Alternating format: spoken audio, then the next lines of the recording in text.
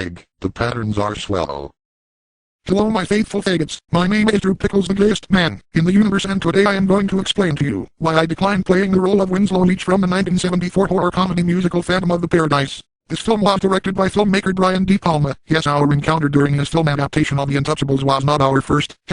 Anyways, the film was loosely based on the classic Phantom of the Opera by Gaston Leroux, with a modern-day rock and roll twist, mixed with elements from Christopher Marlowe's story Faust, about a magician who sells his soul to the devil for unlimited knowledge and all earthly pleasures. But anyways, as you may have guessed, I was just a fresh face out of acting school trying to make ends meet with bit roles here and there. The gay porn industry was nothing more than a pipe dream during said time period, and I pretty much took anything I could get, no matter how demeaning the role was. Anyways, one day, while I was fiddling around with musical instruments and playing a homoerotic rendition of Steve Miller's The Joker, that's when I met with director Brian De Palma, and he said that I would be perfect for the role of the lead character in his up-and-coming coming film Phantom of the Paradise. And seeing as I was desperate for the role at the time, I took the offer without any hesitation. De Palma remarked that hopefully I would be a definite improvement over some of the questionable actresses who auditioned for roles in his last horror film Sisters. But enough laying waste to the fourth wall mentioning the past escapades of Betty DeVille and her legion of cabbage munchers. Let's get to all the Swell decisions which would lead to my role's inevitable decline. The movie starts out with a musical number featuring a 50s nostalgia band called the Juicy Fruits. Oh sweet Dildos, the sight of those manly studs dressed like Sharks gang members gave me such a raging boner, and shattered the fourth wall to a good 35%.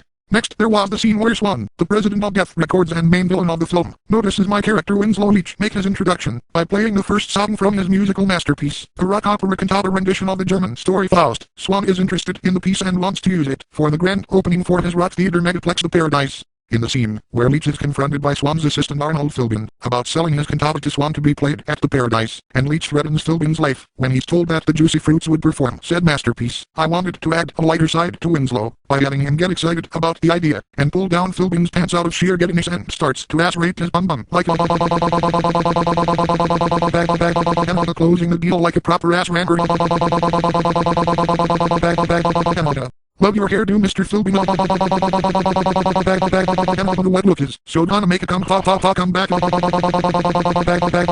Bag. Yes, that would have been swell. The scenes that involved Winslow Leach interacting with the female singer Phoenix gave me the most worries while on the set. Being a flaming faggot of the highest caliber, the thought of sharing the same scene with a dreaded vagina made any massive erection I may have had droop to the ground, not made any more comfortable with the fact that Brian De Palma intended this waste of human flesh to be a potential love interest for my character. You can bet your sweet Dildos that, if I had any say in the matter, I would make sure that the skank Phoenix would be the one to die at the end of the film instead of Swanee and myself. Oh sweet Dildos, I just spoiled the film. Now let's get to the scene, where we're finally introduced to the main villain Swan, played by American actor / singer-songwriter Paul Williams. Well, Swan, the sight of that swell midget sex god all glammed up in an Elton John-esque pot get-up just obliterates any remains of the fourth wall that may have existed. In the scene where Leach sneaks into Swan's mansion during the auditions for backup singers, by way of cross-dressing, which I am always game for, by the way, I wanted to extend the scene where Swan mistakes me for an actual female and starts making out with me passionately, until he discovers that I'm actually a man and he kicks me out of the mansion. Bag. Yes, that would have been swell. Afterwards there is the scene where Swan frames Winslow for drug possession and is sent to prison. Despite none of the prison scenes containing a single moment of rape, the idea of pulling out all my teeth to be replaced with metal dentures gave my 300-mile-long cock an instantaneous case of rigor mortis. In the scene where Leach escapes from prison and heads down to Death Records, where he plans to destroy all the copies of the Juicy Fruits rendition of Faust, I suggested my own swell method of destroying the records, by whipping out my 300-mile-long cock and masturbating to a sweet melody of the Canadian band Rush singing one of their trademark songs, The Spirit of Radio, and it all sounds like that. Invisible airwaves crackle with light below.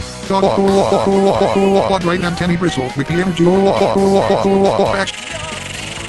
Rush happens to be one of Pedal Domer 69's favorite rock bands from his home country.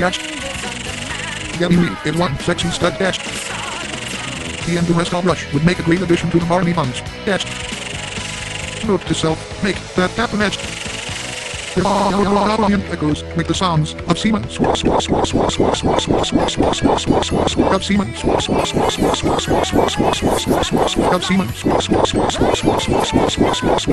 Yes, that would have been swell. This suggestion would have obviously never worked, as Brian De Palma had no idea what the flying dildos I was talking about, for the plain and simple fact that the aforementioned song I just referenced won't even become a thing until 6 years later. Oh fucking well. Later in the film, Winslow Leach will come back to Death Records, after a severe accident with the record press which has left Winslow Leach horribly disfigured. There I would sneak into the dressing room and gather up the costume, and I would there don the iconic Phantom mask that I would wear throughout the rest of the film. Personally, I really liked the overall design of the mask. The bird-like shape always reminded me of a big silver dildo that you wear on your face to penetrate the asshole of your love partner in a bird-like state. And yes, you can best believe I had a swell sexy feeling every time I covered my facial area with that swell potential sex toy. Anyways, in the scene where Swan strikes a deal with Winslow to rewrite his cantata, there was a part in the scene where Swan has Winslow sign a contract that he has to sign in blood. In what I consider to be one of my most infamous shutdown suggestions, I wanted to alter the scene where instead of signing the contract with blood, Swan would instead start jacking off my 300-mile-long cock, until I just shot a rapid cum shot which splotches onto the contract and spells out the name Winslow Leach flawlessly. Paul Williams actually bursted out loud with laughter thinking I was making some kind of sick joke. Oh Paul, my sexy little future love game, if only you knew I was being sincere. Next was quite possibly the swellest moments in the whole movie, the introduction of the glam rock sensation Beef, played by comedian Garrett Graham, who Swan chooses to sing the opening of Faust at the Paradise instead of that slut Phoenix. Egg, a definite improvement in my humble opinion, ha ha ha. All the swell ideas I had for Beef scenes that were ultimately turned down, such as Beef using a swell strap in Hitler cock piece as a dildo in my ass, a brief seduction moment in the shower scene, all pet peeves compared to the finale that I personally suggested for the film. In the scene where this knockoff group called the Undead start a performance in the Paradise, Winslow Leach stalks the stage preparing to murder Beef for going ahead with singing a song after being warned not to. I suggested that Winslow Leach would start contemplating to kill Beef and sweaty sexual urges start building up. And after hearing Beef sing a swell rendition of Faust, Winslow will no longer be able to control his sexual tension any longer, and he would jump up on the stage and strip Beef of all his clothing, and then he would commence to fuck gay life at last. Salutations from the other side. I can see that you're the dildo's pride. I am your nightmares coming true. I am your crime. Swan would become so sexually aroused by the swell display of doopy gay bum sex that he joins in the festivities like. And as I lived my role, I swore that I'd sell my soul for one love who would stand by me and give me back the gift of homosexuality. One love who would stand by me. And after making sweet poopy cummy love, we'd dream a bit of style, a bunch of fuck friends to dream each other smiling, a wet dream that never ends. Now jack me off Swan like catch. Squirt that boner act. Now suck said boner like then we finish with a bang and that's the hell of it.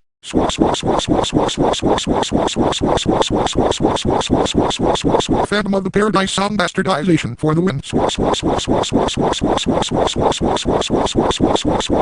Meg, yes that would have been swell. And that my fellow faggots is how I almost start in Brian De Palma's Phantom of the Paradise. And even after all is said and done, I still think the movie turned out quite swell, despite little to none of my swell suggestions to the film were made.